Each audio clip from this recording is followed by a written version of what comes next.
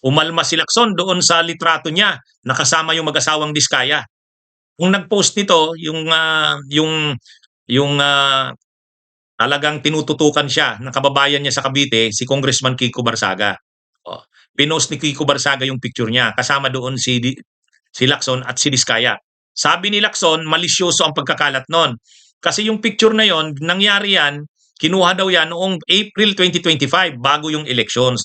Ang purpose daw ng picture na yon, o ang context noon, mayroon siyang kakilala na anak yata ng isang dating opisyal ng military o ng PNP na tumutulong sa kanyang kampanya, nakilala rin ng mga Diskaya. Ang gusto ng mga Diskaya, kasi yung anak yata ng Diskaya, tumatakbong party list. Gusto nila na sa rally ng party list na yon sa Pasig City, umattend si Lacson. Nag-deny si Lacson. Nag-decline. Kasi sabi niya, mayroong mga party list din na sumusuporta sa kanya na iba. Ayaw niyang makita siya na tinataas yung kamay ng party list na yon sa isang rally.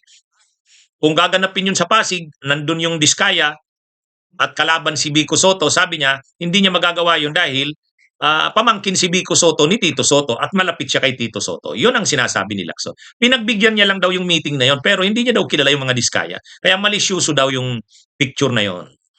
Saka 15 minutes lang tumagal ang nasabing meeting.